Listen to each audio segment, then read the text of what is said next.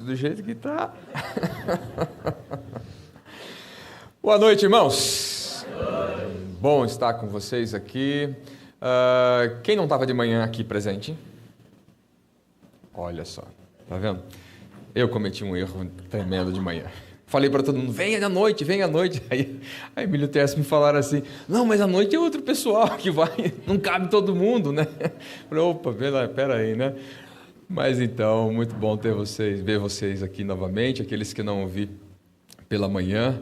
Bom estar aqui. Karine, minha esposa, que está vendo, um beijo para você, Cá. Logo, logo eu estou aí. E os nossos filhos, Bia e Aslan, enviaram um abraço para vocês também. Queriam muito estar aqui, mas é uma viagem um pouco mais rápida que eu fiz também. Meio de repente, não estava planejado mesmo vir para cá. Agora, minha intenção era o próximo ano, estar aqui no Brasil, mas prove a Deus nos encaminhar dessa forma e cá estamos. Eu fico feliz com vocês, com a Monte Oreb, a pessoa do pastor Tércio e da Emília me trazerem aqui também. É sempre muito bom estar com vocês aqui e eu espero que esse investimento de energia, de recursos, vale a pena. Afinal de contas, né? 1 hora aqui falando, 1 hora e pouco de manhã, 1 hora e pouco à tarde.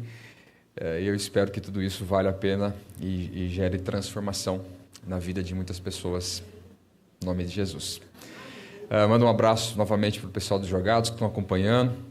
Né? Assim, a gente tem um movimento, um projeto chamado Jogados para Fora, onde a gente abraça aí irmãos que estão... Conheça o Wix Studio, a nova plataforma de criação. E uma das perguntas que me fazem muito, enviam para a gente no privado, para o nosso time lá, mas eu queria ir no mês que vem, vai ter um batismo, alguma coisa assim, né, numa igreja tal. Eu posso ir? Mas como assim eu posso ir? Que parada é essa? Então você que é de Jogados para Fora, que está acompanhando aí, você sabe que eu nunca falei para você não ir num templo, né? Nunca falei para você não ir aqui ou ali e tal. A única coisa que eu tento ensinar é o que nós cantamos aqui, seja livre. Livre. E não resuma a sua vida em nenhuma pessoa, ou num templo, ou numa denominação, etc. Mas seja livre. Se relacione com pessoas independente de. Ok? Então, um abraço para todos vocês aí, que a gente possa continuar juntos nessa empreitada e ajudando pessoas. E o legal é que desse movimento é que em várias cidades, né, dos estados do Brasil e em outros países, lá o pessoal começa também a se envolver com projetos e desenvolver projetos também. E assim o reino de Deus vai avançando e a gente vai vivendo a vida de Cristo. Amém? Bom, vamos lá. Hoje pela manhã eu estava falando sobre só para o pessoal aqui da mídia, podem colocar Romanos capítulo 12 aí já na pauta, que a gente vai ler já Romanos 12. E hoje pela manhã eu falei um pouco sobre a vida de Moisés. Um dos exemplos que eu dei foi sobre a vida de Moisés. A gente está trabalhando o tema hoje, vida extraordinária. E eu procurei tentar explicar um pouco o que é a vida e o que é extraordinário. E dei alguns exemplos que aconteceram na vida de Moisés. E para fechar a história de Moisés aqui agora, porque ainda a gente tem algumas coisas para trabalhar hoje à noite, Moisés enfrenta vários desafios. Um dos desafios que Moisés enfrenta é um desafio, na verdade, muito pessoal. Em psicologia, a gente chama de síndrome do impostor. Não sei se vocês já ouviram falar sobre isso.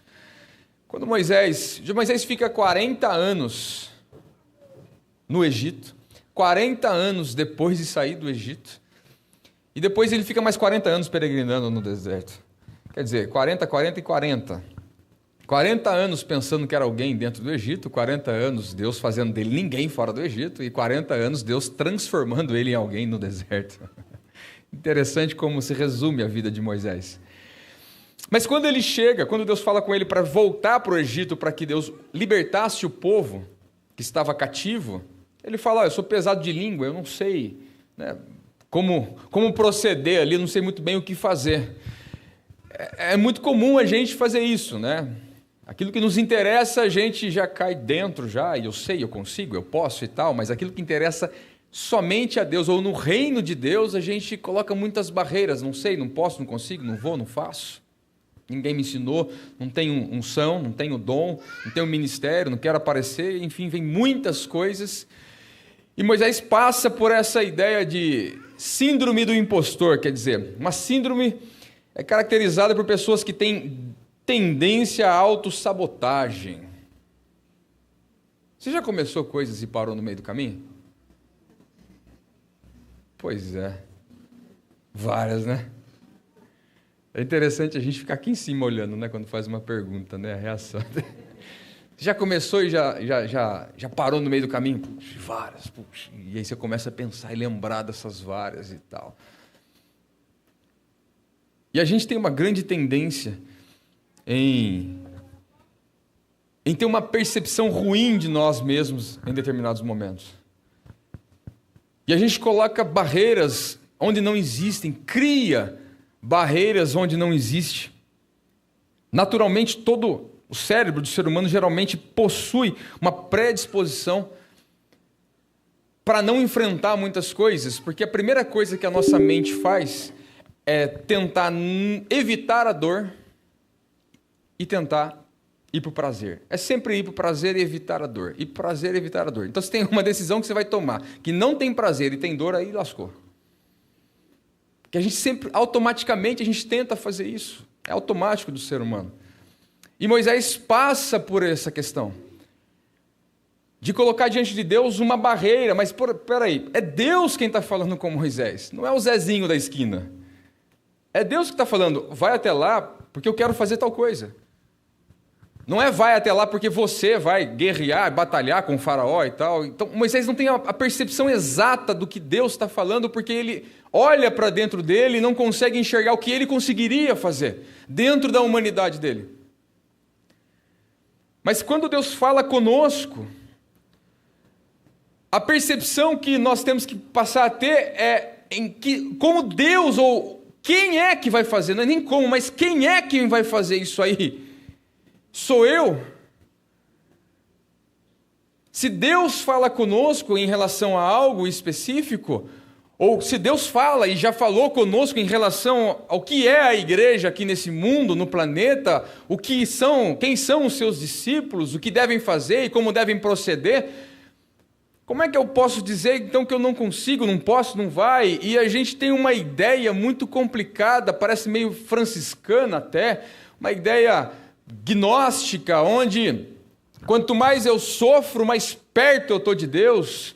Então eu faço jejum da seguinte forma: olha, eu passo fome, fico sem beber, sem comer, e eu fico segurando, porque quanto mais eu sofrer ali, mais Deus vai se agradar, e aí Deus vai me abençoar. Isso aí é gnosticismo, isso não tem nada a ver com jejum.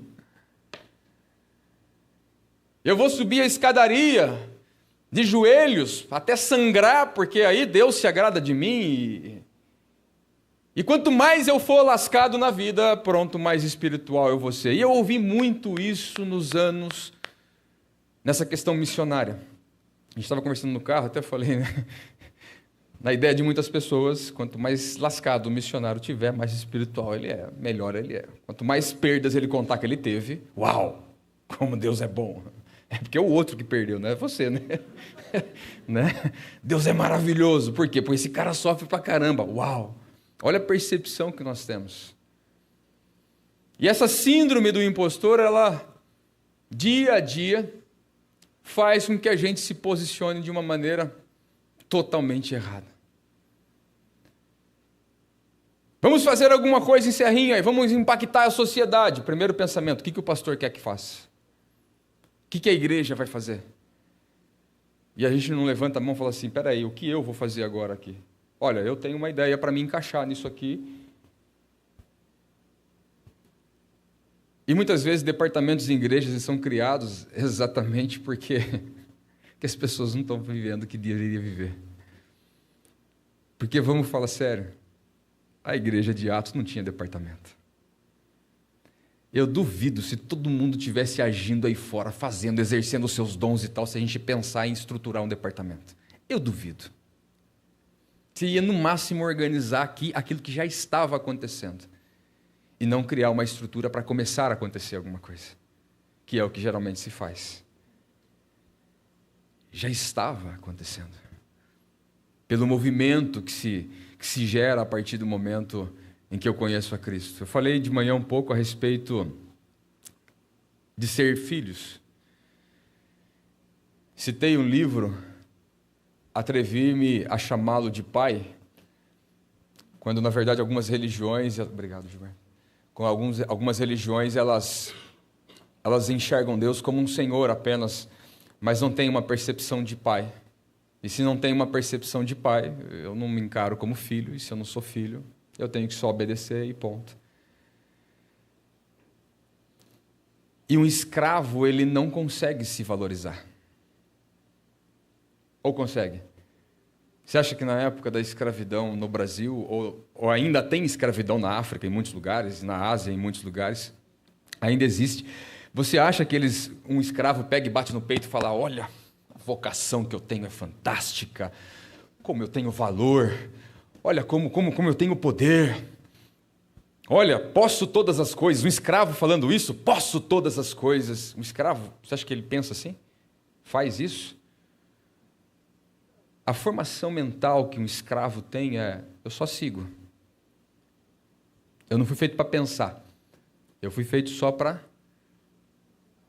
seguir, só para obedecer. E eu vejo muita gente no ministério assim, né? O importante é obedecer a Deus. Quantos pastores eu já conheci que estão no ministério pastoral para obedecer a Deus. Os caras não gostam. Eles detestam isso. Encontrar os irmãos, fazer um culto, estar na igreja, sei lá, fazer qualquer coisa, visitar, aconselhar, para ele isso é um saco. Desculpe a expressão. Para ele isso é horrível. Para eles o happy hour é quando ele não encontra nenhum irmão. Não encontra ninguém. Esse é o happy hour, é a hora feliz. Você conhece a ideia do happy hour? Vocês conhecem? Aqui tem happy hour aí? Não tem? Não tem. O happy hour é a hora feliz, né? Sexta-feira, depois do trabalho, você vai tirar o momento que você vai beber alguma coisa, com os amigos, conversar, dar risada. Por quê? Passou a semana inteira, agora você não vai trabalhar, vai se preparar para o final de semana, onde você não vai trabalhar. Aí eu imagino o happy hour na mente do médico. A minha hora feliz é quando eu não olho para a sua cara e não atendo você. Porque é assim que se forma. O pastor esses pastores que eu estou falando para vocês, eu conheci muitos assim. A minha hora feliz é quando eu não olho para nenhuma cara de ninguém aqui.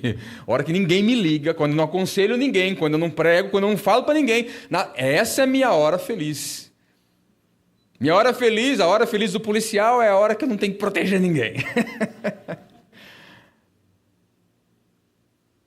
E a gente vive uma vida infeliz. E de semana em semana a gente tem uma hora feliz aí. Isso é medíocre. Isso é lastimável. Isso não deve ser vida. Não tem nada a ver com vida isso.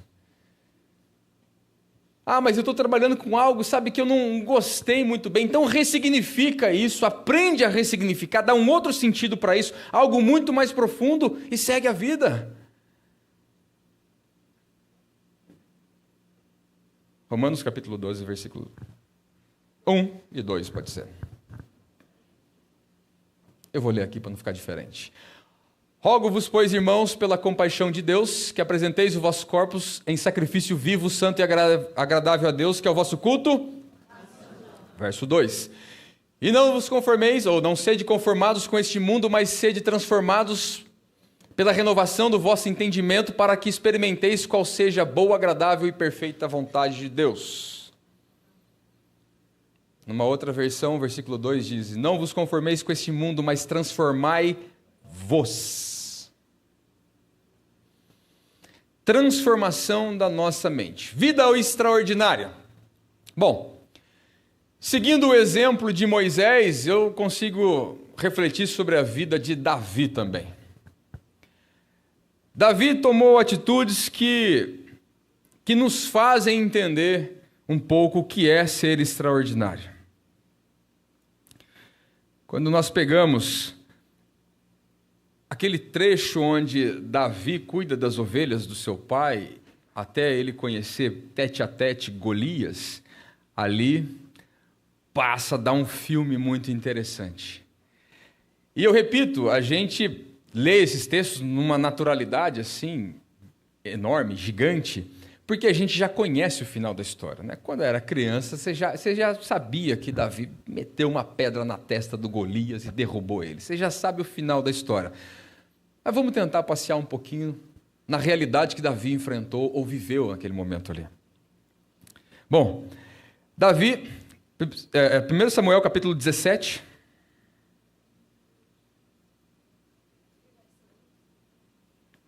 Primeiro Samuel capítulo 17. Eu vou só citar alguns versículos aqui, só para você contextualizar e entender um pouquinho da história, se você não conhece.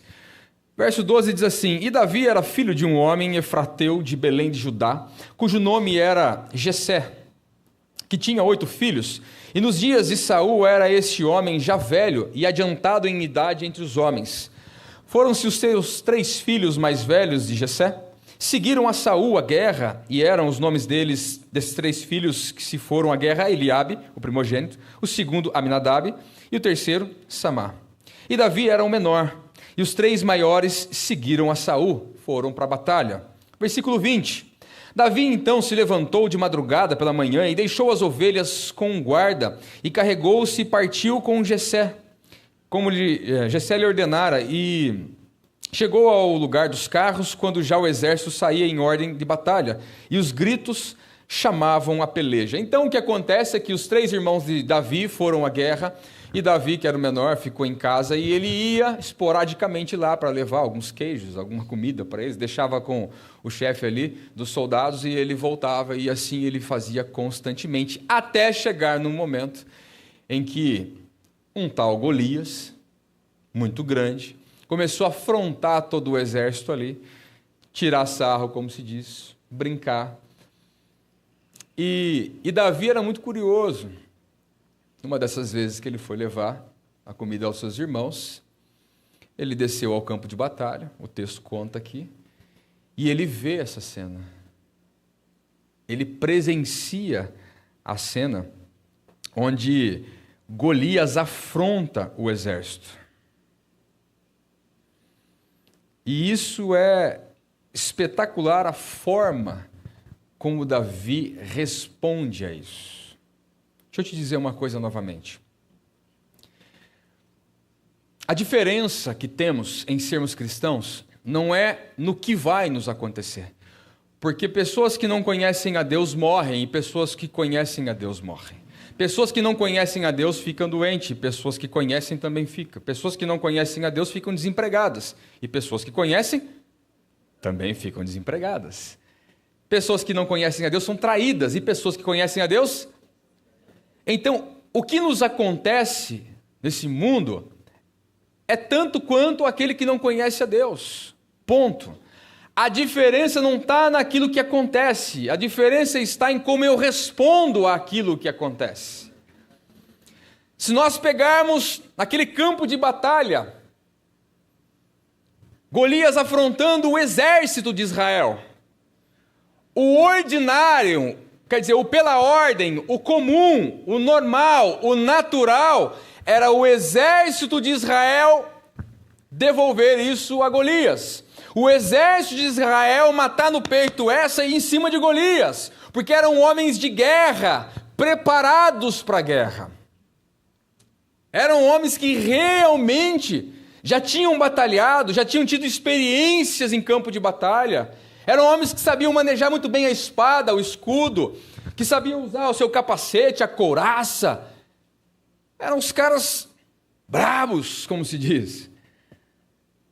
Esse era o ordinário. Mas o que esses camaradas fizeram quando apareceu Golias? O que é que eles fizeram?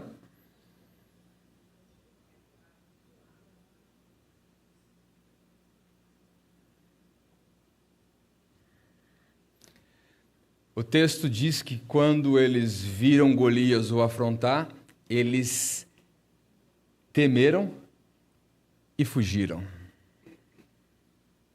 Ué? E qual que foi a reação de Davi?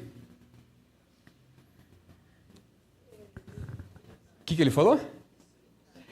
Quem é, pois, esse incircunciso para afrontar o exército do Deus vivo?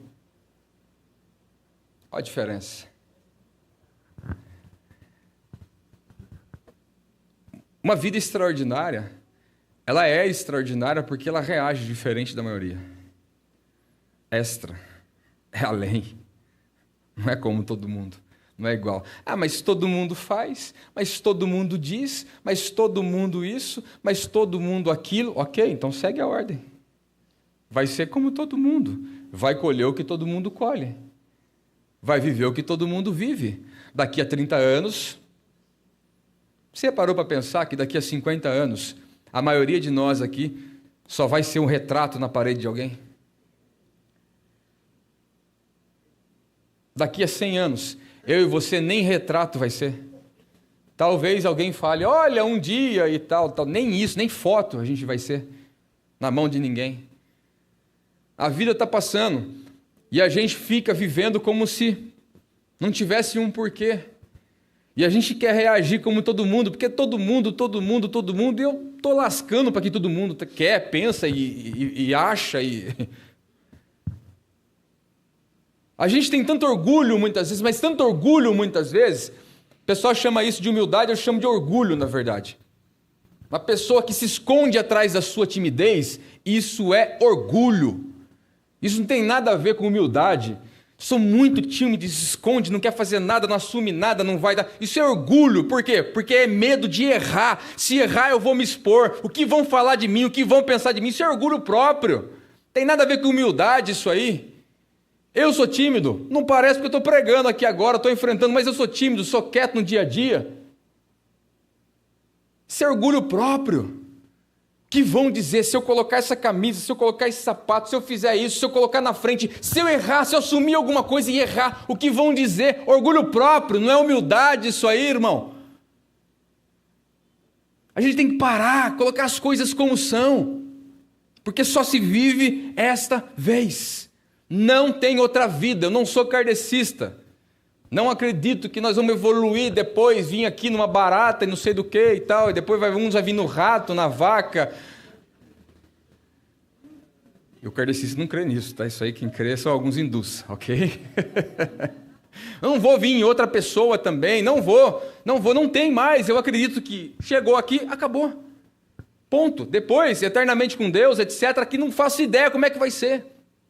Olha, um teólogo não faz ideia como vai ser? Não faço. A Bíblia diz que jamais penetrou no coração humano. Eu vou me meter a besta de querer adivinhar? Os caras estão contando como é que é o céu já. A Bíblia fala que ninguém sabe, vai saber agora. Não é? Tem tanta revelação aí, porque eu fui para o céu e lá eu não vi bateria eu vi no inferno, né? Porra, velho.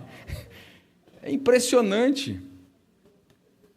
Mas nós precisamos nos posicionar com inconformismo. O texto fala, não vos conformeis com este mundo, mas transformai-vos. Se transforme. Por que você se transforma? Porque você não se conforma. O que é inconformismo? Não é falar alto, não é gritar como eu estou fazendo aqui agora. Mas faz parte também. Porque eu não vejo uma pessoa inconformada, deitada numa rede assim, eu estou inconformado. A reação a expressão, reações de uma pessoa inconformada tem a ver com emoções também, mas inconformismo significa não tomar a forma. Inconformado é aquele que não ganha essa forma. Se nós vivemos num mundo onde existe um padrão, onde existe uma forma de se viver, de se pensar, e a boiada vai para esse caminho, inconformismo é não tomar essa forma. É não ser como eles, é não ser como a maioria, é não ser como todos. Existe um jargão, a voz de Deus é a voz do povo. Deus nunca teve com maioria, irmãos. Deus nunca esteve com maioria. A maioria, quando chega diante do Mar Vermelho, quer fazer o quê? Voltar. A maioria, quando atravessa o Mar Vermelho, chega em Mará, Viram milagres. Meu Deus do céu, o mar abriu. Você tenta imaginar um negócio desse aí. A Record tentou reproduzir o negócio do mar lá, né? Só de ver a gente já fica meio assim. Mas imagina um mar abrindo e você passar. Meu Deus do céu. E tinha que ter fé, viu? Porque vai que essa água desce. Não é? O mais difícil eles fizeram, que era atravessar tudo lá e chegar do outro lado. Tal. Chegou lá, tinha água salobra. Ah, vamos voltar. Acho que eles queriam que Deus abrisse o mar para voltar agora. Que loucura. A maioria queria voltar. A maioria. Josué envia 12 espias para a terra. 12. A maioria queria o quê? Falou o quê? Coisas boas ou ruins? A maioria. Jesus e Barrabás. A maioria escolhe quem para ser solto? E você quer com a maioria ainda? E você acha que a maioria está...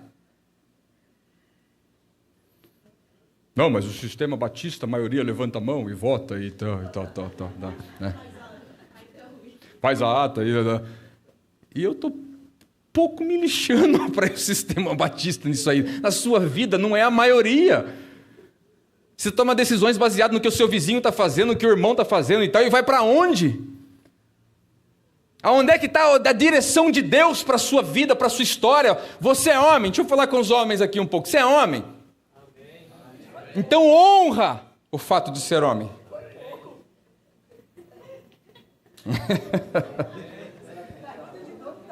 Você é homem? Tem homem aqui? Amém. Aleluia, rapaz. Esses homens modernos de hoje em dia aí, fica jogando peteca. Tem macho aqui, rapaz. Ah, é, pronto.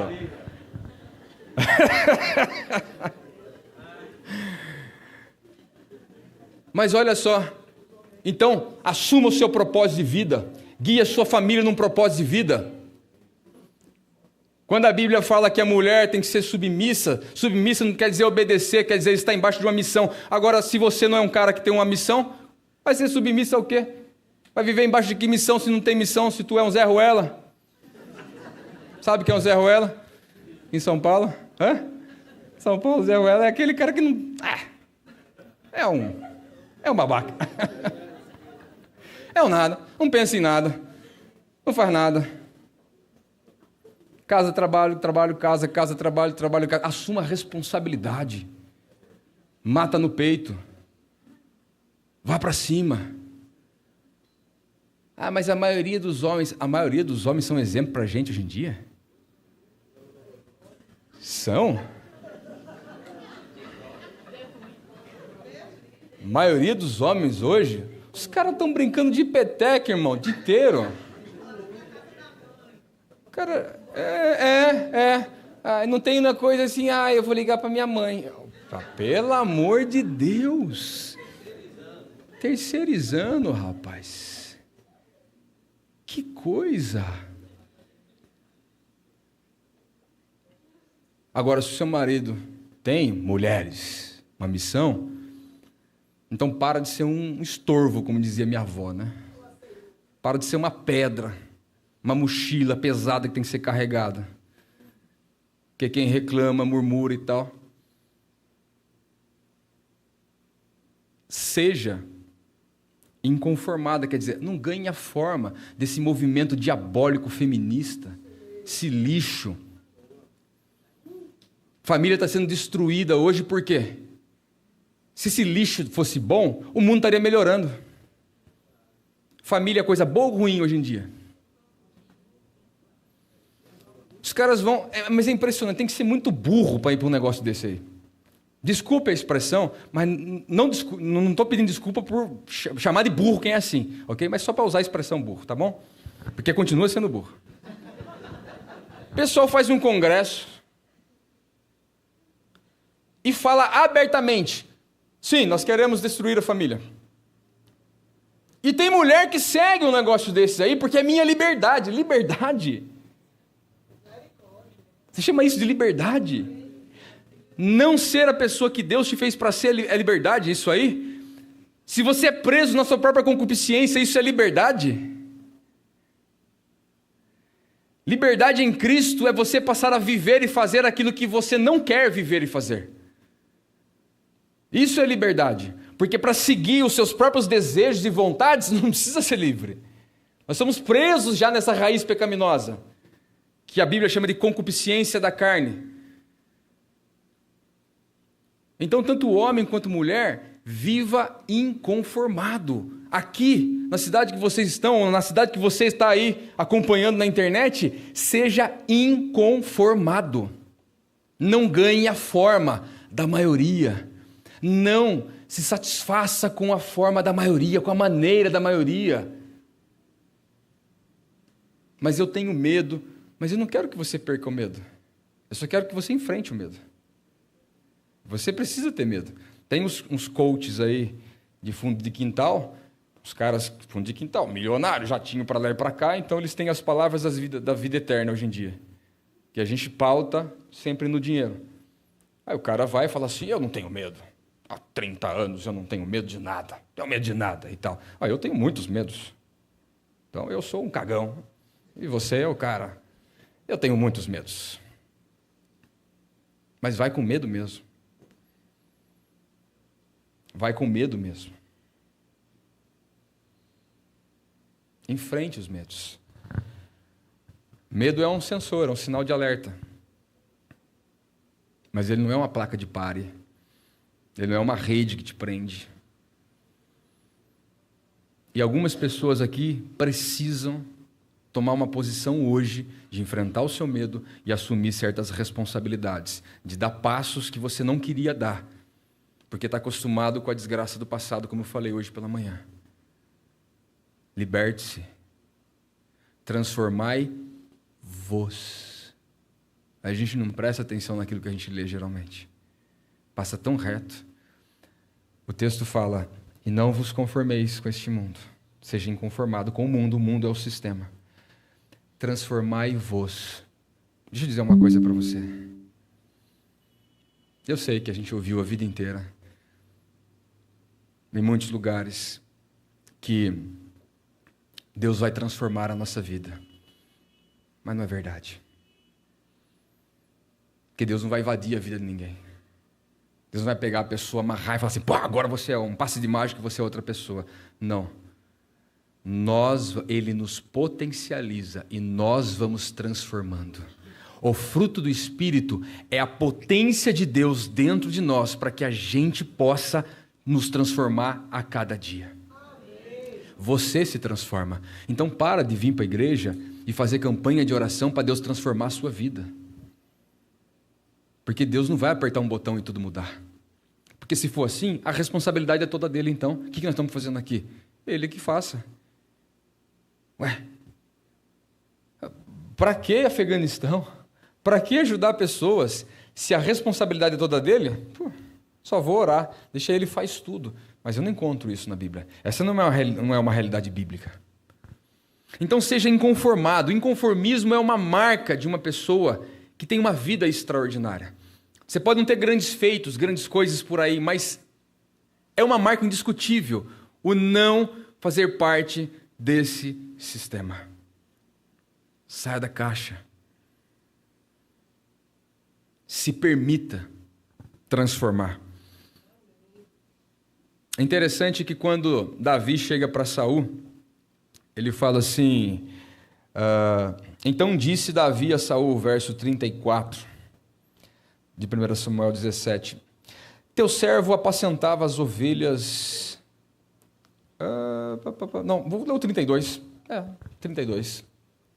E Davi disse a Saul, não desfaleça o coração de ninguém por causa dele, teu servo irá e pelejará contra este filisteu. Porém Saul disse a Davi, a galera, a maioria, é claro que vai dizer isso aqui.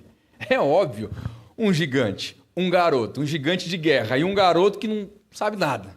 É claro que a maioria vai dizer isso aqui, ó, né? Contra esse filisteu, Davi, você não vai poder ir não, ok? Não poderás ir para pelejar com ele, pois tu ainda és moço, e ele homem de guerra desde a sua mocidade.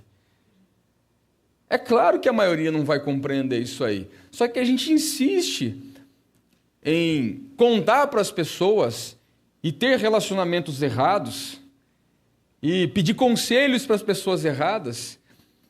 E, na verdade, a gente gosta de pedir conselho para a pessoa que a gente sabe que vai falar aquilo que a gente quer ouvir. Essa é a grande verdade. Eu já entendi esse negócio, já. Né? Várias pessoas... É interessante. Eu vi de um americano, lá em Portugal, uns tempos atrás, que eu aprendi com meu pai o seguinte, né?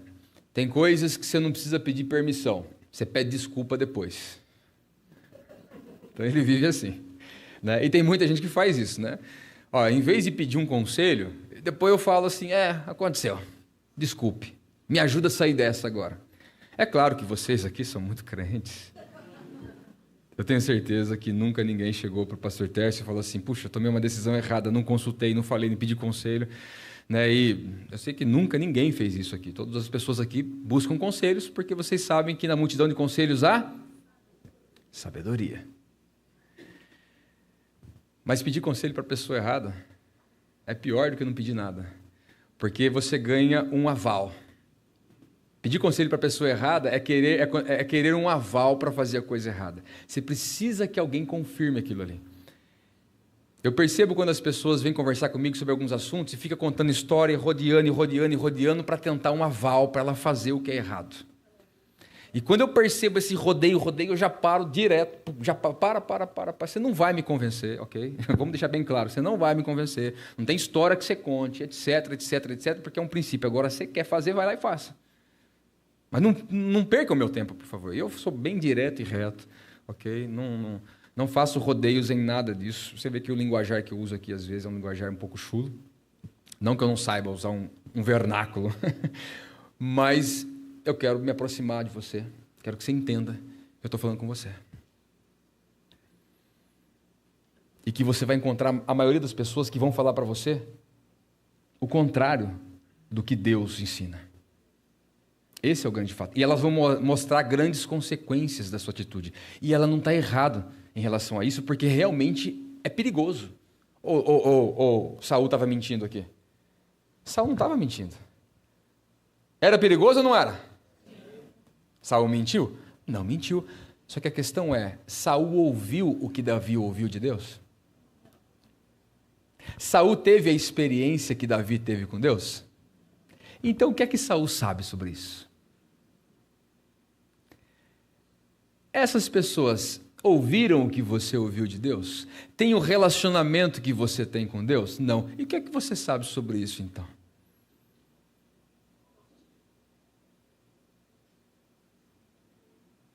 Às vezes algumas pessoas falam para mim, não, porque o Oriente Médio, assim, assado e tal. Aí eu pergunto, mas você já foi? Não. Então é do Google? Eu vou me orientar pelo Google agora? Isso não é inteligente. Não há o mínimo de ciência nisso. Então disse Davi a Saul, preste atenção nisso, verso 34. Teu servo apacentava as ovelhas de seu pai, e quando vinha um leão e um urso, e tomava uma ovelha do rebanho, eu saía após ele e o feria, e livrava da sua boca, e quando ele se levantava contra mim, lançava-lhe a mão da barba, e o feria e o matava. Então Davi vai e começa a contar as experiências que ele teve.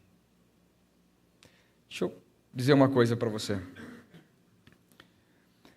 Uma vida extraordinária coloca Lamentações 3:21 em prática. Quero trazer à memória aquilo que me dá esperança. Eu posso dividir isso aqui em duas. Primeiro, que memória você tem formado? Você vive uma vida medíocre, não faz, não cresce, não desenvolve e quer ter que tipo de memória? Memória. Memória ela é construída. Experiências. Quando eu pego os meus filhos para andar de bicicleta, para correr, para brincar de carrinho, fazer isso, aquilo e umas doideiras que eu faço com os meus filhos e tal, eu não estou brincando. Eu estou criando memórias. Os pais não se relacionam com os filhos, não fazem nada, não dizem eu te amo, não abraçam, não beijam, não brincam, não cuida, não cria todo esse laço afetivo. Aí no futuro os filhos não ligam para os pais. Se o pai fica assim, fica lá, joga num asilo, aí fala, tá vendo, filho desnaturado, mas quais foram as memórias? Quando o filho para refletir sobre os pais, eu não via, eu não conhecia, eu não sei, não tinha ligação nenhuma, porque agora eu vou ter toda essa afetividade?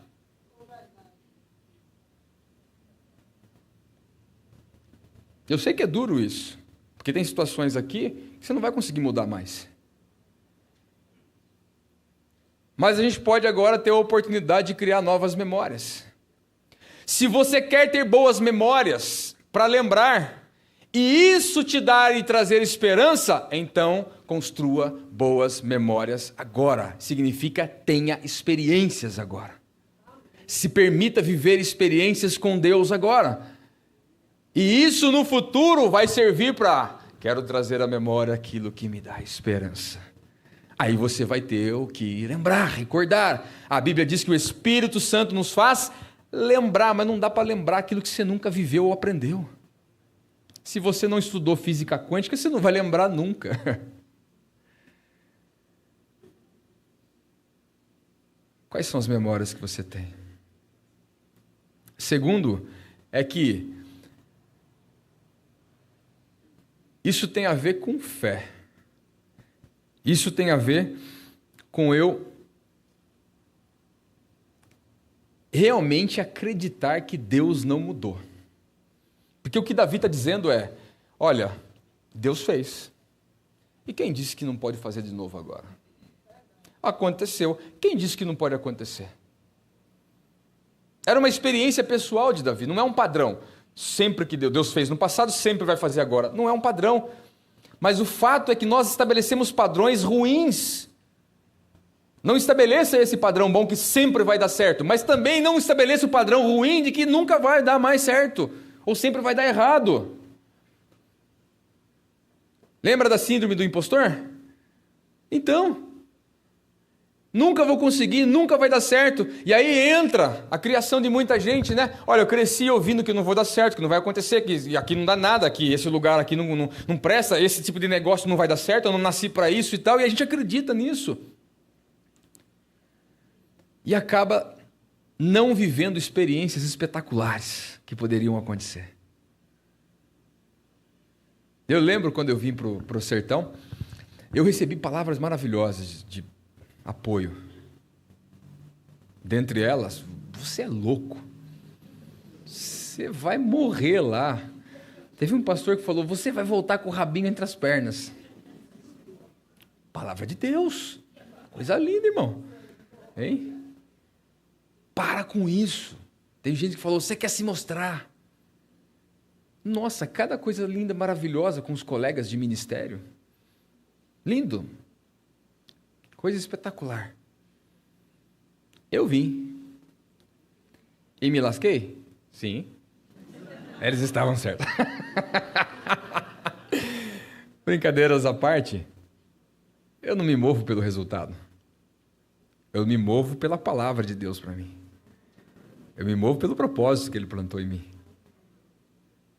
E eu não sei onde eles estão, mas eu sei para onde fui, o que aconteceu, e eu tenho muitas memórias espetaculares. Tenho memórias espetaculares no Oriente Médio, memórias espetaculares em lugares como Chile, como Argentina, Equador, memórias espetaculares em muitos países da Europa, memórias espetaculares aqui no sertão, em povoados. Tenho coisas maravilhosas dentro de mim que nada vai poder tirar isso. Nada. Qualquer coisa que fizeram ou façam não consegue tirar aquilo que existe dentro de mim. E isso me faz todos os dias querer avançar. Por quê? Porque eu experimentei um Deus que é, que faz, que realiza, que sustenta, que abraça, que cura, que restaura. Eu tenho essa memória. E isso tem a ver com fé, porque eu não preciso ver o que está acontecendo no momento. Eu não preciso entender o que está acontecendo no momento. E quer mais? Eu tenho por mim que muitas coisas eu nunca vou entender. Mas a Bíblia não diz que o justo vive por aquilo que entende. A minha transformação é por aquilo que eu entendo. Pela renovação do meu entendimento vem a minha transformação. Mas o justo vive pela fé. E fé não se prova. Eu faço muitas lives e o pessoal entra em lives e pergunta para mim assim, prova que Deus existe, mas prova isso, eu quero ver que você provar então, faça uma live comigo para debater, eu quero ver você provar para mim que Deus existe. E eu respondo abertamente, eu não sou competente para provar que Deus existe. Eu não consigo provar que Deus existe. É uma questão de fé. Ou você tem, ou não tem. Não é problema meu. Quem conseguir provar que Deus existe, ele vai extinguir a fé. Porque a fé é a certeza daquilo que não se vê. Se você vê, não é fé. A ciência se move por isso. Pelas provas, pelos resultados. Mas a fé não. Vai falar para aquela pessoa que vive lá em Mianmar, na Ásia, onde não tem igrejas, onde não tem nada disso. E ela teve um encontro com Jesus por alguma razão ali, por alguma circunstância. E ela não tem mais ninguém para compartilhar, e existem muitas perseguições também. E é um país muito pobre, sem oportunidades. Vai falar para ela que fé é quando Deus transformar tudo ali. Tenha fé que Deus vai mudar tudo, vai transformar tudo e você vai viver muito bem. Não, ela já sabe que ela vai morrer daquele jeito. Mas a fé dela se move não em aquilo que vai acontecer aqui, mas naquilo que já aconteceu e já preparou a eternidade para ela. A nossa fé se move dentro disso, é dentro dessa lógica. E não de uma lógica que, olha, eu tenho fé, está vendo só como as coisas vão acontecer e vão dar certo agora? Não. Toma cuidado com essa questão de fé, porque se você está querendo ver muito, você está querendo não ter fé. O justo vive pela fé, por aquilo que não vê. Ele se move por aquilo que não vê. Eu não preciso da rosa ungida para entender que Deus cura. Eu não preciso. Eu não preciso que Deus me prove as coisas para eu entender que Deus é. Isso é fé. Eu lembro que eu morava no sertão da Paraíba, em Piancó. Já ouviram falar em Piancó? Na Paraíba? Já? Várias pessoas. Morei em Piancó. Lugar maravilhoso. Lindo. Agora eu morei lá, na época que eu morei lá, meu irmão, nem água tinha direito. Quando chegava a água, 2h da manhã, a Karine ia lavar roupa. E eu lembro que de lá, Deus falou comigo para eu ir para a Áustria. Eu não sou nada místico, tá? Vocês já perceberam, eu acho, né? Não tenho nada de... Tem gente até que pensa que eu não tenho fé. Você é muito racional e tal. Mas eu tenho sensibilidade para falar com Deus e entender quando Deus está me direcionando em algo específico. Pelo menos esses anos eu acredito que tenha tido. E eu entendi que Deus falou comigo para ir para a Áustria. Mas eu nem sabia onde era a Áustria. Eu sempre gostei de geografia, mas nunca me importei com países tão pequenininhos assim e tal. E eu fui pesquisar onde é que ficava a Áustria. Eu vi que é na Europa. Lá fala alemão. Alemão. Eu morando em Piancó. Falei, Jesus Cristo de Nazaré. Tá bom. Conversando com Deus e tal. Aí saí, tinha alguns trabalhos fora, algumas estruturas nossas para fora. Fui pregar e dar aula, não sei o quê. E peguei essa grana toda. Falei, comprei uma passagem para a Áustria. Falei para a Karine, vou para a Áustria. Áustria? O que é isso? Eu vou para a Áustria, tem que ir para a Áustria, tal. Eu vou, chego lá e tal, fico um pouco depois eu te levo. Beleza? Pode ser? Não, pode ser então, tá bom. Vamos lá. Então, o que você vai fazer da Áustria? Ainda não sei. Não sei. Eu não sabia, irmãos. Eu não vou mentir para vocês e contar toda uma história que eu planejei, porque Deus, eu não sei. Eu só tinha um direcionamento. Vá para a Áustria. E eu não sabia para que cidade eu ia e o que eu ia fazer. E para um cara racional como eu, que gosta de planejar as coisas, é terrível. Uau, isso aí me arrebentou na época. Mas eu entendia que era Deus falando comigo. O problema é quando você entende que é Deus falando, né? Eu não busquei nenhum tipo de argumentação ou para Deus me provar nada. Eu entendia, eu tento ser sensível à voz de Deus e só vou e cumpro. E tá bom. Pouco antes de ir para a Áustria, fiquei sabendo de um camarada, um pastor amigo, falou, não, tem um camarada não sei o que está na Áustria, tá, foi para o Passo o Contato, passou o contato. Resumindo a história, fui para a Áustria, depois levei a Karine também, e aí eu descobri porquê da Áustria.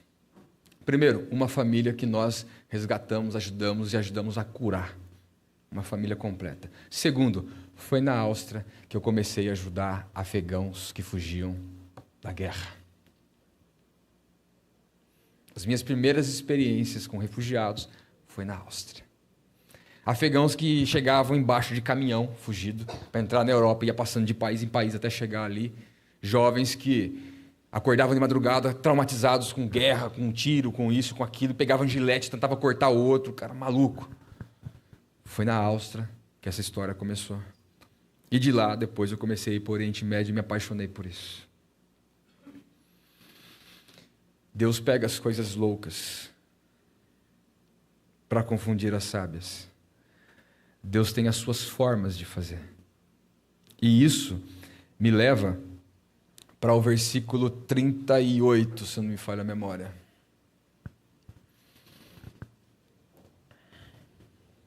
Verso 38.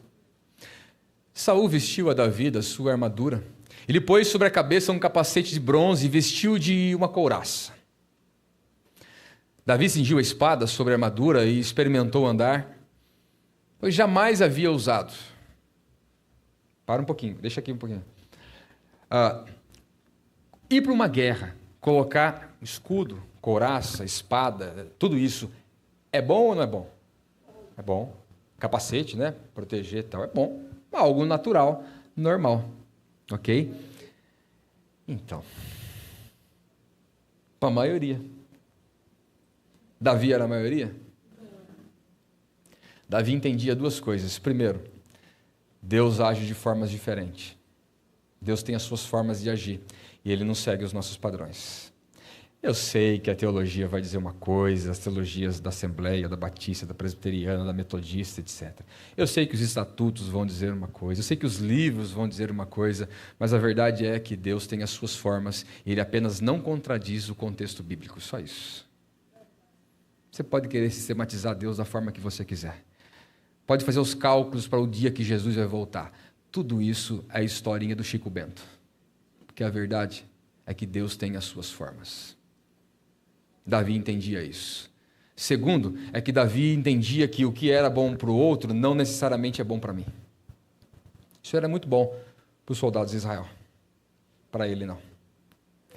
Você entendeu a questão da maioria? Tem coisa que é muito bom para o outro, mas para você não é. Então para de ir na onda dos outros. Para de ouvir vozes que não são as vozes que Deus proporciona para a gente. E quer o melhor? Davi aqui quebra um grande paradigma. Um jovem que não fazia parte do exército, sem armadura, vai lutar uma guerra oficial do exército. Quer quebra de paradigma maior do que essa?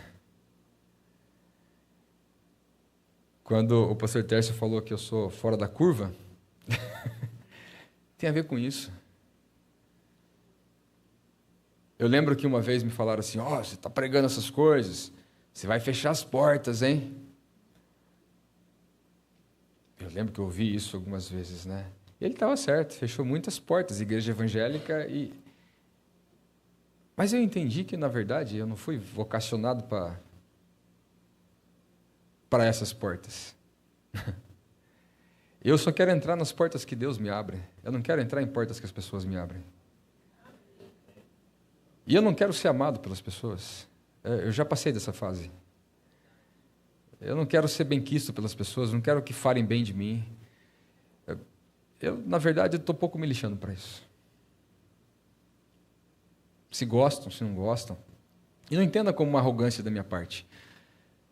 Eu sei que eu nasci para algo, eu só quero cumprir a minha vocação nesse mundo. Eu quero impressionar os meus filhos, quero que os meus filhos olhem para mim e tenham um exemplo de vida. E eu uso todas as ferramentas da internet, a gente ajuda muitas pessoas, etc. Mas o meu principal objetivo em usar a internet é para que tudo isso fique ali perpetuado. E se eu morrer amanhã, os meus filhos vão ver aquilo ali e vão saber o que o pai deles pensa, ensina e vive. Só isso. Não, mas e fulano, mas as portas, mais isso, mais aquilo. Olha, o reino não é meu. E se eu não conseguir fazer mais nada a partir de agora, não há problema algum. O reino não é meu. Eu não vim implantar o reino de Deus. Quem veio fazer isso é Cristo. Eu não sou o Messias, não tenho vocação para Messias. Eu não salvo ninguém. Eu sou apenas um instrumento. E ele me usa enquanto ele entender que tem que usar. Quando ele entender que não tem que usar, está tudo certo. Continuo pegando o Aslan, colocando numa cadeirinha na bicicleta, a Bia na outra bicicleta, e a gente vai andar por aí, está tudo certo. Só que a gente tem uma ânsia por querer ser benquisto por todos, por querer parecer bem na fita, como se diz. A gente tem medo das pessoas não gostarem da gente. E quanto mais isso é uma realidade dentro de nós, mais as pessoas não gostam da gente. Porque a gente se torna um camaleão, e a gente fica se mudando, se moldando a tudo e a todos para tentar agradar todo mundo, etc. e tal, e acaba perdendo essas oportunidades de entender a voz de Deus, de ouvir a voz de Deus e seguir a voz de Deus, que às vezes é diferente de todo mundo. Quem não quebra paradigmas não marca a história, nem a sua e nem a dos outros. Qualquer nome, dá um Google aí para você pesquisar aí, ó, pessoas extraordinárias no mundo. Uma característica que todas tiveram, quebraram algum paradigma. Todas, em algum momento foram contra, nadaram contra a maré. Você pode pegar até as pessoas ruins. Não estou falando que todos os paradigmas que foram quebrados são bons, não é isso. Pode pegar o Hitler, por exemplo, quebrou um paradigma. Péssimo o que ele fez, horrível o que ele fez. Ok, mas ele quebrou um paradigma, ele foi contra. Então como é que nós queremos viver uma vida extraordinária se a gente quer fazer o que todo mundo faz? Como é que a gente quer viver uma vida extraordinária se a gente não quer se arriscar? Se você pegar Esther, ontem lá na igreja falou-se muito de Esther, né? Você pregou e tal, falando de Esther também. E se você pegar a vida de Esther, Esther capítulo 4, versículo 16, diz assim, eu só vou ler rapidinho. Vá reunir todos os judeus que estão em Suzã e jejuem em meu favor. Não comam nem bebam durante 3 dias e 3 noites. Eu e minhas criadas jejuaremos com vocês. Depois disso, irei ao rei, ainda que seja contra a lei. E se eu tiver que morrer, morrerei. Em outras versões, se eu tiver que perecer, pereci. Esther, ela vai contra a lei para chegar ao rei em prol de salvar o povo. Se ela fosse aqui, não, é a lei, não posso chegar. Não posso. Pronto, todo mundo tinha morrido. A gente quer fazer coisas grandes, marcar história, marcar vida, ser uma boa referência. Nós queremos ser boas influências para os nossos filhos, família. A gente quer cumprir a nossa vocação, mas nós não estamos dispostos a quebrar paradigmas humanos. Todas as pessoas que, grave isso, de tudo que eu falei, grave só isso pelo menos. Se você quer realmente deixar uma marca nessa geração, vai chegar um momento que você vai ter que romper com algumas coisas. Vai chegar um momento que vai ter que romper. Vai chegar um momento que você vai ter que decidir. E vai ter que arriscar. Se você quer ver, por exemplo, casamento, um negócio muito simples, casamento. Chegou um momento que teve que tomar uma decisão. E o rompimento é deixará, né? Que não é fácil, né, Miriam? Deixará. Teve que romper. A verdade é que se a semente não morrer, não nasce nada novo. E eu fecho com as questões de Jesus. O exemplo mais extraordinário, ou de vida extraordinária, é Jesus. Ele não escreveu nenhum livro, ele só escreveu talvez uma palavra ou uma frase e ninguém sabe até hoje. Não está escrito na Bíblia, mas tem gente que já lançou livro a respeito daquilo que ele escreveu na areia. Eu acho impressionante como as pessoas têm... É espetacular. Tinha um drone olhando ali, né? Jesus não tinha cargos importantes. As pessoas da época não gostavam de Jesus, expressaram muito bem no caminho do Gólgota sua repulsa por Jesus. Pessoas se interessaram por aquilo que ele fez, ou que ele fazia naquele momento. E é interessante que quando Jesus...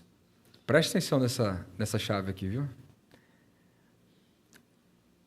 É interessante que quando Jesus estava no caminho do Gólgota, ali ele não ia curar ninguém, não ia dar uma palavra para ninguém, ali não ia expulsar demônio de ninguém. Jesus, quando estava com a cruz no caminho do Gólgota, não tinha absolutamente nada para oferecer naquele momento.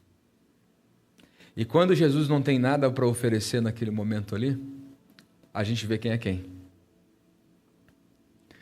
Só João foi até o final. Então o que a gente precisa, na verdade, é ser João,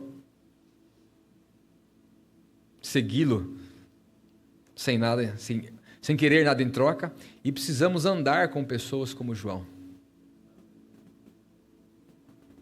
Entendeu? Andar com pessoas como João, você entendeu? Você fica muito animadinho porque pessoas querem viver com você, querem conviver, não sei o que tem, mas por alguns interesses. Porque quando você não puder oferecer nada, eu passei isso na pele, quando eu não pude oferecer nada, eu fui descartado como se eu fosse um jornal velho. Eu pregava mais de 300 vezes no ano, viajava mais de 90 vezes de avião, para lá e para cá, e tudo, e projetos, e parcerias com igrejas, e vai e volta, igrejas famosas, e pregar, tudo isso aí. Quando eu não quis, quando eu descobri as coisas como estavam funcionando e rompi com isso, eu já não podia oferecer nada para esse sistema, então eu fui descartado como se fosse um jornal velho. É assim que funciona. Seja João e ande com pessoas como João. Preste atenção nisso aqui. A compreensão ou a definição de vida a partir de Jesus é compreensível. Na verdade, a ideia de vida em Jesus ela é compreendida a partir das atitudes de Jesus, porque ele não deixou um livro falando o que é a vida, o que é uma vida extraordinária e tal. É compreendido a partir das atitudes de Jesus. E na ideia de Jesus, em suas atitudes, viver para o outro é viver uma vida extraordinária. A forma de Jesus viver é sempre relacionada ao outro, ao próximo. Isso era a dopamina de Jesus, não para si próprio. Faz uma reflexão, eu estava esses dias ouvindo alguns filósofos falando sobre amor, e se você parar para refletir, você vai perceber que amor é complexo, no sentido de, nós sempre falamos assim, olha, eu amo ele porque... Quando você fala que ama porque, pronto, acabou. Exatamente porque, se esse porquê não existir, não tem amor. Eu amo meu marido, porque o meu marido é compreensível, meu marido é trabalhador e tal. E o dia que ele deixar de fazer isso aí, o amor vai embora. Então não é amor, senão próprio. Entendeu? Não tem nada a ver com o outro, tem a ver consigo mesmo.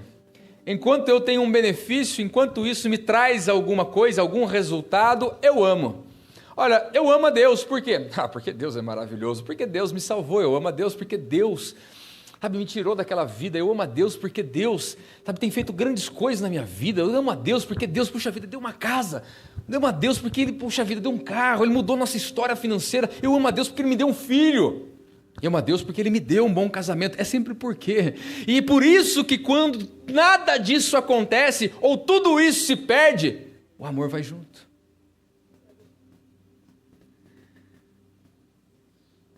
E quando eu parei para refletir sobre isso aí, eu comecei a entender que, na verdade, eu não devo mais amar por quê, mas eu devo amar apesar de.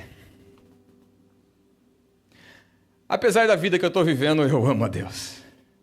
Apesar do marido não ser assim, assim, assado, eu amo. Apesar da minha esposa não ser assim, não fazer assim, eu a amo. Apesar dos meus filhos ou dos meus pais, eu amo. Quando eles não podem me oferecer absolutamente nada, independente do porquê, eu os amo. E isso tem a ver com o amor ágape, o amor desinteresseiro. Deus não nos amou por quê? Deus nos amou apesar de sermos pecadores, injustos. E a reflexão do amor parte daí. Uma vida extraordinária só acontece, só é vivida quando o outro está no caminho. Uma vida extraordinária só é vivida na ideia de Cristo quando o apesar de aparece nas nossas frases. Olha, eu ajudo as pessoas, não é porque elas vêm à igreja, mas apesar de não vir.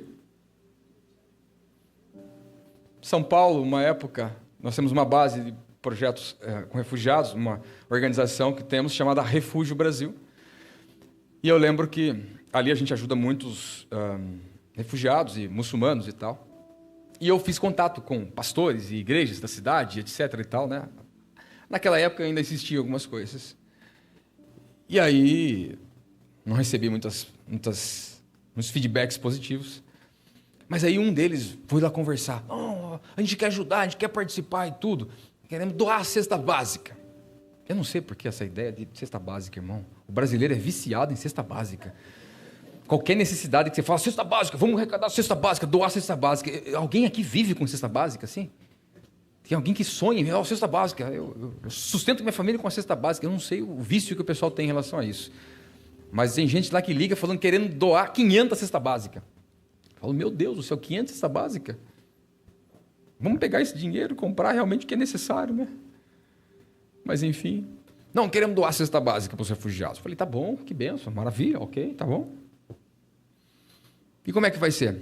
Vocês trazem aqui para a gente? Nossa base? Não, ele vai lá buscar. Eu falei, vai lá buscar?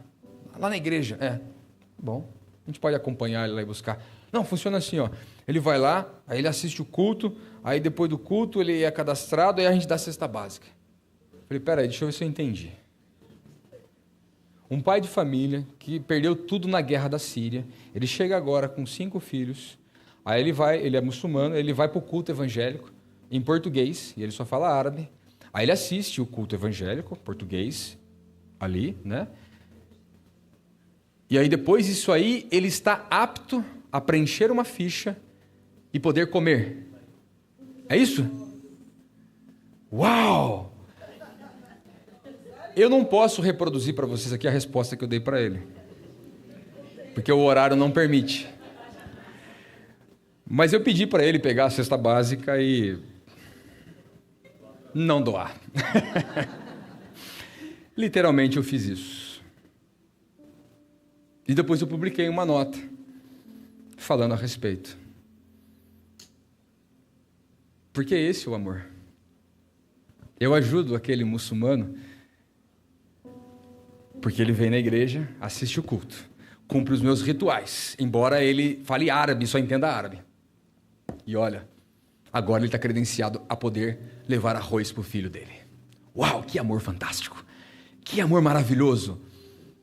Ainda bem que Deus não nos ama assim, porque senão a gente já não existia. Eu aprendi que amor não tem nada a ver com porquê, e sempre com um apesar de. Eu amo apesar de. Nessas últimas guerras que nós vimos agora, nós ajudamos mais de 200 afegãos a chegarem no Brasil. Literalmente. Um processo muito dolorido, complicado, muitos recursos. Haviam dias que era um dia inteiro negociando, falando, conversando com embaixadas, consulados e afegãos. Enfim, quando estourou a guerra na Ucrânia, a gente se mobilizou. Tínhamos um representante lá, eu não pude viajar por uma questão de documentação, mas ajudamos e levamos caixas e caixas de suprimentos médicos no hospital de Kiev, assim que estourou, porque estava tudo sem estrutura e nada. Agora já tem uma estrutura para ajudar, mas no início não tinha nada. A gente conseguiu fazer isso ali. Aqui, nessa situação que acontece na faixa de Gaza agora, esse primeiro grupo de palestinos tinha uma pessoa da nossa equipe junto. Vocês viram reportagens no Fantástico, etc. e tal? Viram? Tem um rapaz lá, que é o Hassan Rabi. Vocês viram o Hassan? Os vídeos que ele publicou e tal, né? Fiquem tranquilos, tá bom? Tem muito idiota falando muita coisa por aí. Ele faz parte da minha equipe. Tá bem? Ele faz parte da nossa equipe. Ele não é terrorista, tá? Em momentos de raiva, ele falou coisas que não deveria falar, ok? Mas ele não é terrorista. Ele faz parte da nossa equipe. Ele ajuda pessoas também. Ele vai, ele socorre. E ali ele conseguiu ajudar muitas pessoas também, ok? Tente se colocar um pouquinho no lugar dele, onde estava, o desespero que estava, para falar certas besteiras. Acontece. Mas eu não amo porque eu amo apesar dessas besteiras. O ser humano não vai entender isso. Principalmente um ser humano que vive hoje em dia polarizado, brigando por partidos políticos, por políticas e nome, etc. e tal, como se vive no Brasil. Ou eu sou desse ou eu sou daquele. Eu sou de Cristo. Eu não tenho nada a ver com isso. Eu sou de Cristo. Qual é o seu posicionamento sobre a guerra? Meu posicionamento sempre será que guerra nunca é algo bom. E meu posicionamento é, eu vou amar as pessoas independente de e vou ajudá-las. As crianças, as mulheres, os homens que estão ali sendo destroçados, é isso que eu vou fazer. Não, mas a solução para isso, eu não vim trazer esse tipo de solução. Você não entendeu ainda quem você é. E se você é uma pessoa que briga por questões políticas, desculpe te dizer, se você arrebenta com a família por questões políticas e tal, você é um idiota.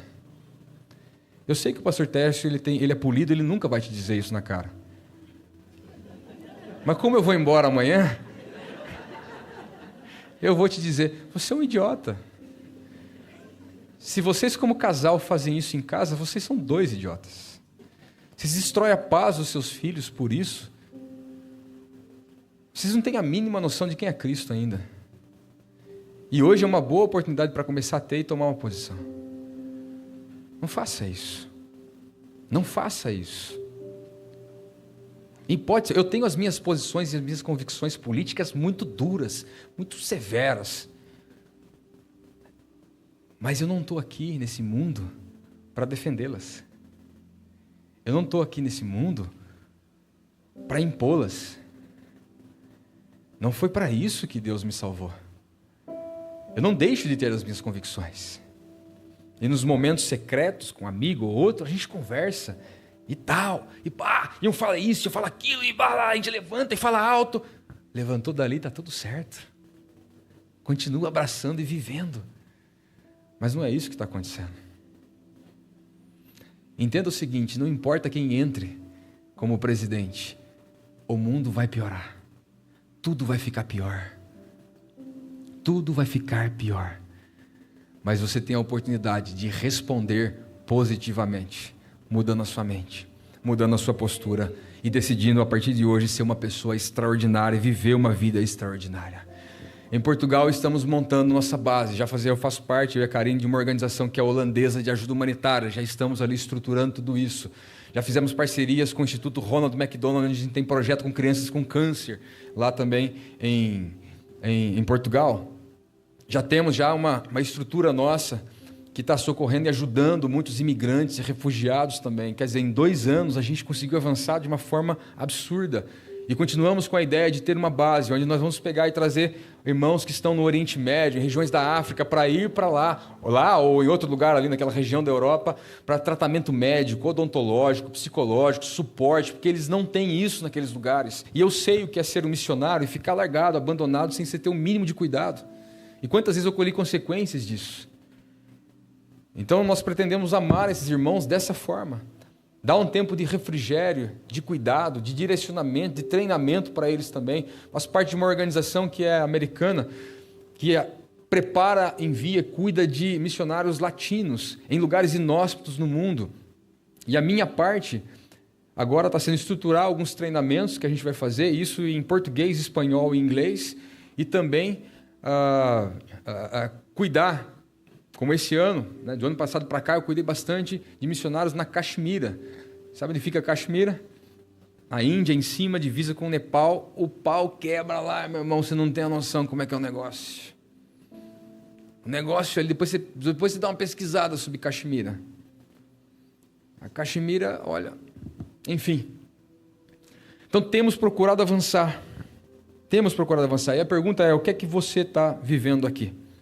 Como é que esse amor ágape, apesar de estar sendo demonstrado aqui na sua cidade?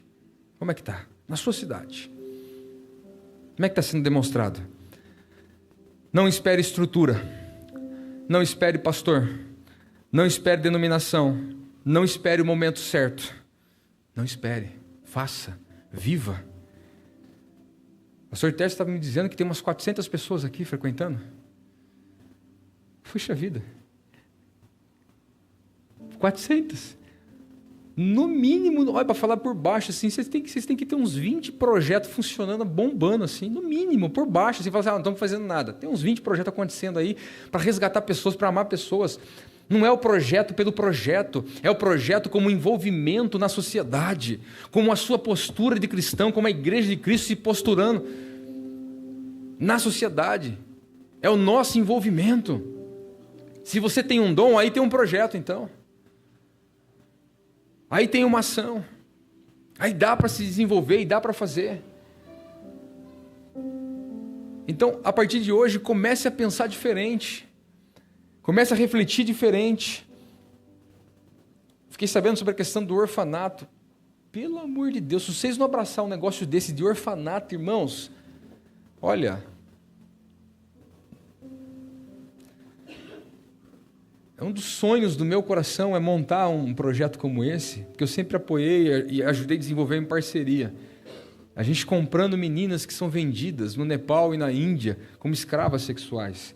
E um dos grandes sonhos que eu tenho é de montar um projeto próprio para fazer diferente, para dar um futuro para elas. E talvez conseguir desenvolver pelo menos uma referência de paternidade e maternidade, a gente poder desenvolver isso com eles, com essas crianças. Então, se vocês não conseguirem abraçar um orfanato, meu Deus do céu, vocês vão conseguir fazer o que na vida? Vai embora, fecha isso aqui.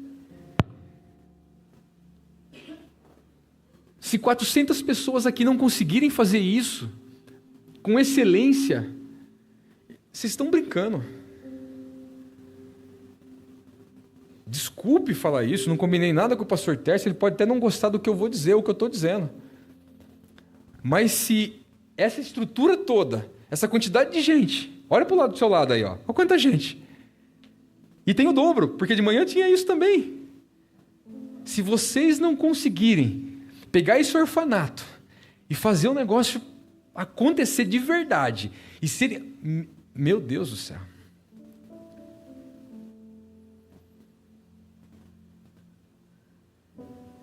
Todos de alguma forma podem agir. Mas não sei pregar, mas você tem que pregar no orfanato, filho. A sua presença ali já é algo espetacular. Consertar uma torneira, carpir, ajudar, ensinar, amar, ser uma boa referência de adulto, coisa que aquelas crianças não tiveram. Ser uma boa referência de mãe, coisa que eles não tiveram. Ser uma boa referência de pai, coisa que eles não tiveram. Sentar, precisa fazer teologia para sentar e brincar de carrinho com uma criança daquele? Tá brincando comigo? Não precisa de curso para aprender a amar, irmãos. Precisa de Deus. Só de Deus. E eu fecho com Cristo. Fez tudo isso. E Ele deixou um legado. Sem escrever um livro, Ele deixou um legado. Sem ter redes sociais, Ele deixou um legado.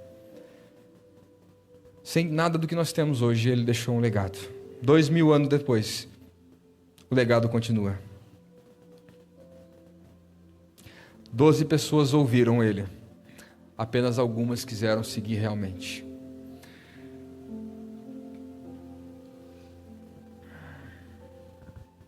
Meu conselho para vocês é: encontre uma dor e seja a resposta para essa dor. Encontre uma dor, encontre um problema e seja a resposta para esse problema. É como você abrir um negócio sem ser empreendedor. Encontra uma dor e vai lá e resolve uma dor do mercado. Encontre uma dor aí fora, um problema, uma situação, e seja a resposta. Como assim? Jesus é a resposta? Não, Jesus não é a resposta, Ele é a solução. A resposta sempre traz a solução. Nós somos a resposta para esse mundo. E nós vamos levar a solução. A solução é Cristo. E tudo que Ele nos ensina. E tudo que Ele faz e tudo que Ele é. Vamos ficar em pé.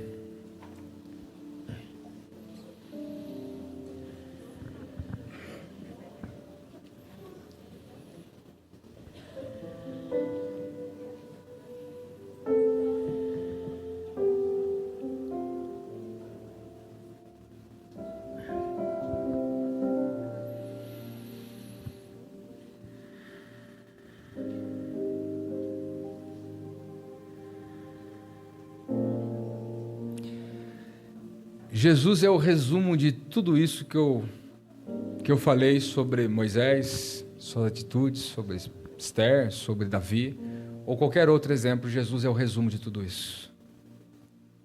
Se você pegar na história de Jesus, você vai ver ele vivendo tudo isso. Eu anotei uma frase. A frase é o seguinte. Aliás, eu escrevi essa frase aqui enquanto estava tocando aquela música Eu Sou Livre. Falei, puxa vida, eu preciso marcar essa frase.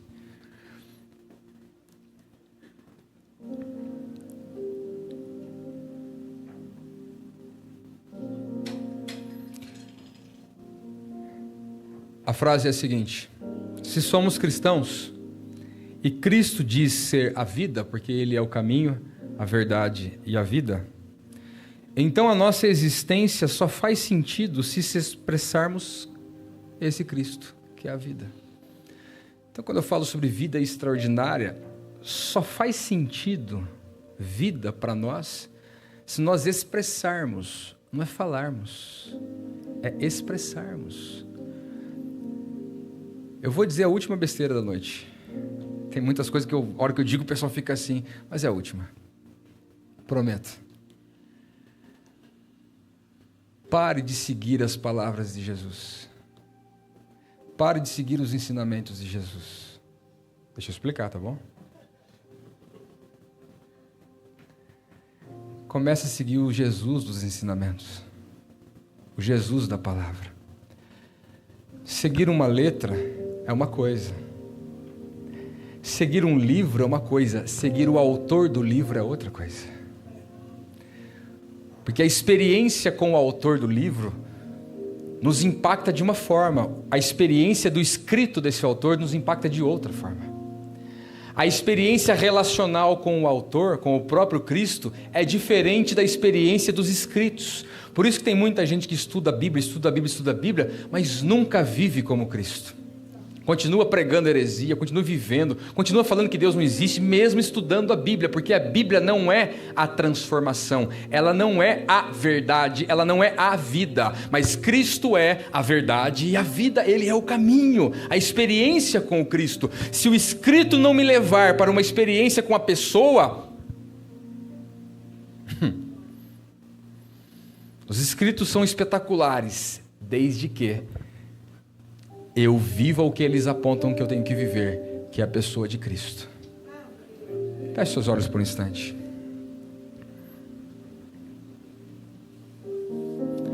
Senhor, obrigado por esse tempo, Senhor. Obrigado, ó Deus, por esse tempo. Pai, eu sei que algumas coisas que eu falei aqui, ó Deus, são encaradas com choque, impacto, enfim. Eu sei que eu não consigo transmitir tudo aquilo que deve ser transmitido, mas eu creio que o Senhor pode, ó Deus, traduzir em palavras legíveis, compreensíveis para o coração de cada um aqui aquilo que é necessário. Eu sei que na minha limitação, eu não vou conseguir, ó Deus, fazer com que 400 pessoas possam entender a mesma coisa, mas o Teu Espírito pode, ó Deus, transformar isso de uma forma espetacular. E é isso que eu peço, que o que foi colocado aqui, falado aqui, ó Deus, seja ruminado pelos Seus filhos, seja pesado diante da palavra, seja vivenciado na potência que o Senhor deseja. Que o Senhor seja o interlocutor de tudo isso, que o Senhor seja o tradutor de tudo isso, e que o Senhor, ó Deus, seja aquele que faz viver, ó Deus, faz nascer um tempo novo para pessoas que estão aqui, pessoas que chegaram aqui desanimadas, que vivem um tempo difícil, de grandes lutas, de grandes desavenças, de perdas, de frustrações, quem sabe. Pessoas, ó Deus, que vivem, ó Deus, na expectativa, ou criaram expectativas erradas e por isso se frustraram até com o Senhor. Mas eu sei que nós podemos viver um tempo novo a partir de agora. Eu sei que uma vida normal, como todos, ordinária, Deus pode ser deixada de lado a partir de agora e podemos viver uma vida extraordinária no Senhor. Podemos, ó Deus, ser a expressão do Senhor nessa terra. Podemos compreender, ó Deus, e viver um amor apesar de, ao invés de um amor por quê. Enfim, ó Deus, que o Senhor encontre essa liberdade dentro do nosso coração, quer dizer, um coração disposto a transformar, a mudar aquilo que for necessário. Pai, obrigado por estar aqui, obrigado por esse tempo, obrigado pelo privilégio, em nome de Jesus, Senhor. Amém, Senhor, amém.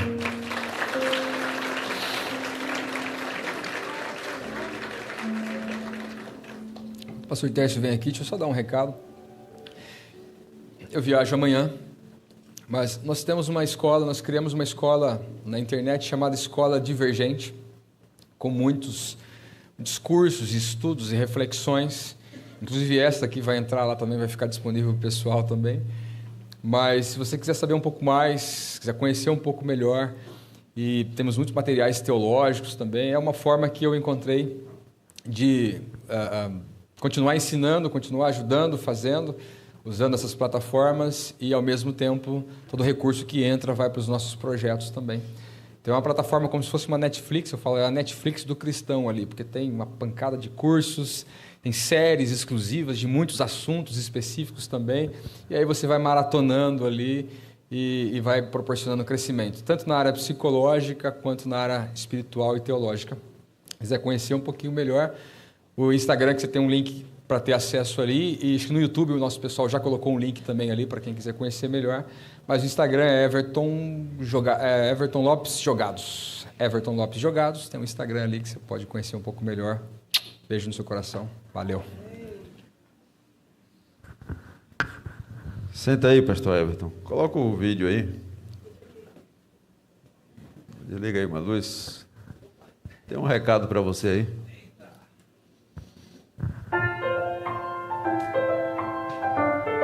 Essa é a esposa e os filhos.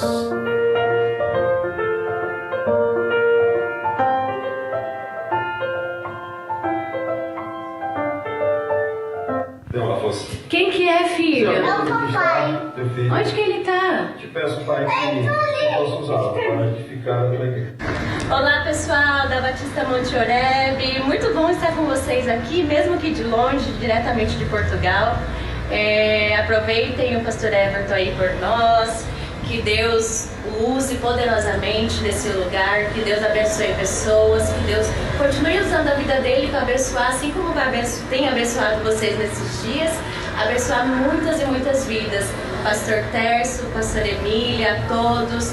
Muita saudade. Que Deus continue usando vocês para que o Evangelho, para que as boas obras cheguem ao mundo. Muito obrigada pelo carinho de todos. Que Deus abençoe vocês. E dizer, Eve, que eu te amo muito. Que Deus continue te usando, assim como tem usado neste lugar e no mundo inteiro.